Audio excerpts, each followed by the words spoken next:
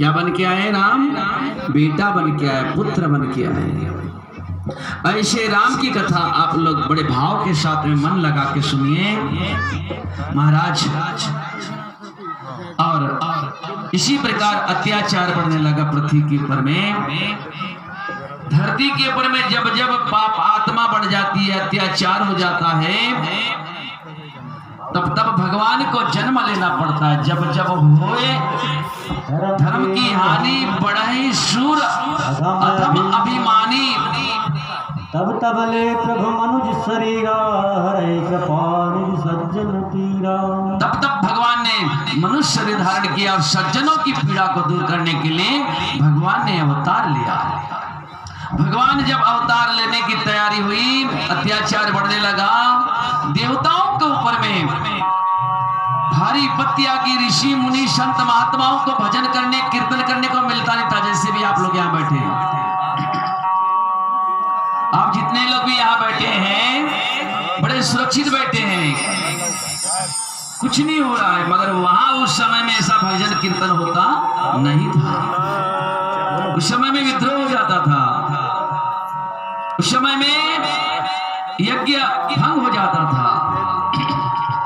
इसी के रूप में भगवान के पास ये सब देवता गए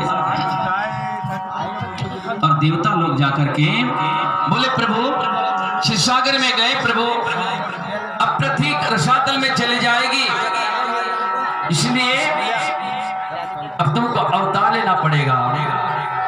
बरनीना बाड़े खल बहु चोर जुआरा, जही लंपट पर धन पर द्वारा। माँ नहीं मात पिता नहीं देवा, साधु न मन सनम कराऊं सेवा। हे भगवान, ऐसा समय आ गया है, किसी की कोई बात नहीं सुन रहा है।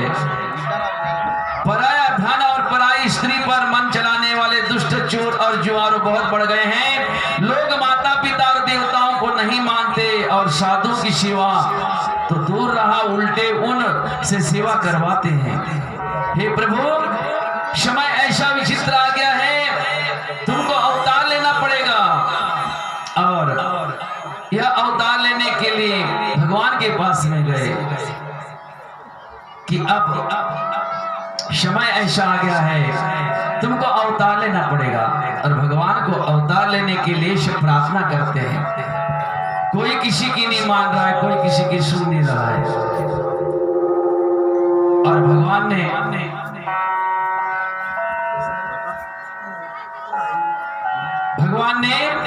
सबको निवेदन किया, प्रार्थना किया कि कुछ समय बाकी है, मैं बिल्कुल पृथ्वी के ऊपर में मैं अवतार लूंगा। अब पृथ्वी के ऊपर में अवतार लेने की तैयारी आई है। भगवान ने ऐसी दशा के साथ में गोस्वामी तुलसीदास जी महाराज बड़े भाव के साथ में कहते हैं, धेनु रूप धरी हृदय विचारी, गही तहां जहां सुर मुनि झारी।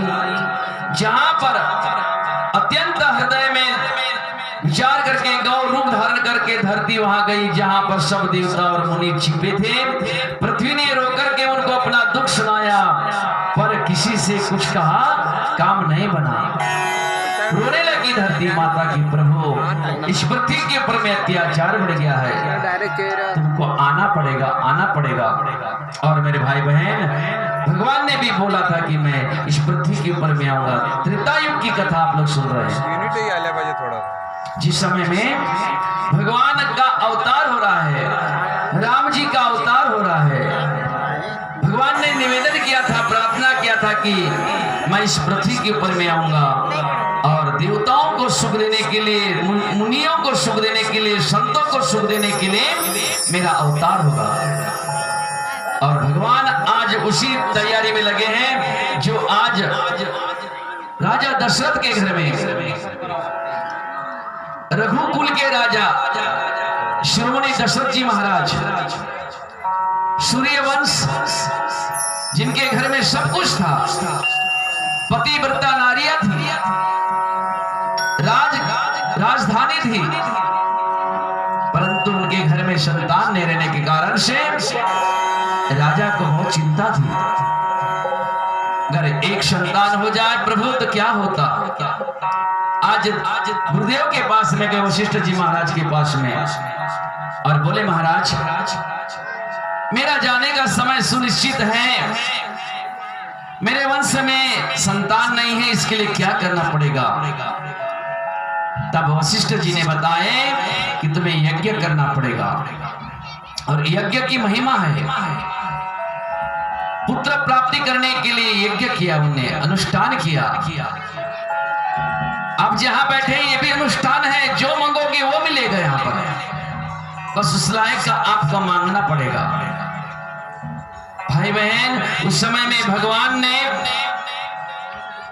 गुरुदेव जी ने बताया कि जाओ अनुष्ठान करते हैं, यज्ञ की तैयारी करवाया, और यज्ञ की तैयारी करते हुए यज्ञ भगवान प्रकट हो गए, और हाथ में उन्होंने एक प्रसाद रखा जो चरू होता है ना, जानते चरू, आपके यहाँ पर चरू को क्या कहते हैं जी? जो धान का पहली फसल घर में काश्तकार काट के लाता है उसको चरू कहते हैं, और वो भगवान को चढ़ता है, वो भगवान की प्रसाद बन जाती हो। वही प्रसाद लेकर के अग्नि देवता तैयार हुए, और उस प्रसाद को देकर के राजा दशरथ को दिया कि जाओ अपनी रानियों को बांट देना। अब आपको कैसा बांटना है, किस प्रकार के बांटना है, आपके ऊपर में है। दशरथ जी महाराज घर गए, और घर जाकर के महाराज कौशल्या जी को एक भाग दिया, और आधा भाग को सुमित्रा जी मैया ने और कैकेयी मैया ने खाया, और ऐसी प्रसाद लिए कि वह भगवान जैसे पुत्र को प्राप्त करने की तैयारी में लग गए। जहां प्रसाद तेज बढ़ाने लगी, भगवान प्रकट होने का समय आया, आनंद वाला उत्सव का समय आने लगा। बड़ा भारी समय था, वो बहुत पवित्र समय था, जिस समय में भगवान का जन्म हो रहा है। उस समय में भैया राम भैया,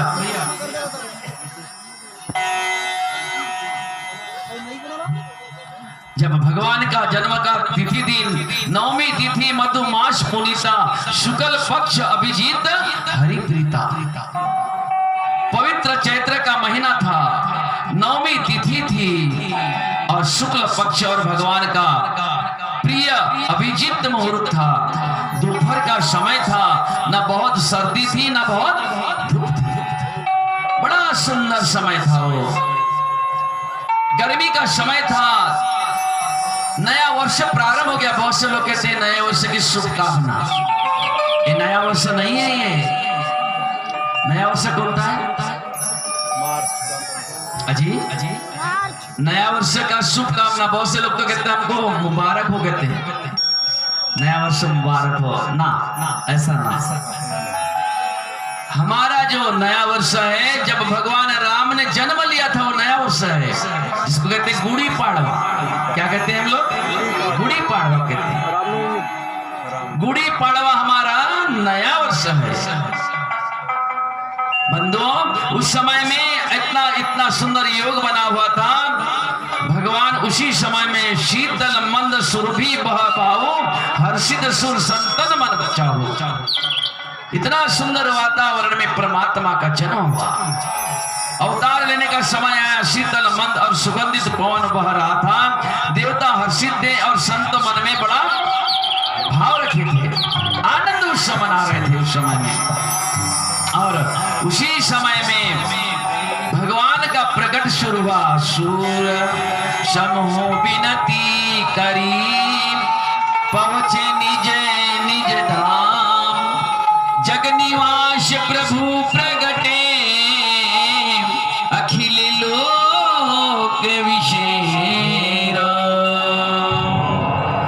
देवताओं के समूह विनती करके अपने अपने लोक में जा पहुंचे। समस्त लोक को शांति देने वाले जगधार प्रभु प्रकट हुए। भगवान का समय हुआ, सब देवताओं को बताया जाओ बंदर बन जाओ तो वानर बन जितने भी वानर है ना, ये भगवान के रूप है। बहुत से लोग इनको मारते हैं। मैं जहां जाता हूं तो शिकायत सुनता हूं। मैं की शिकायत सुनता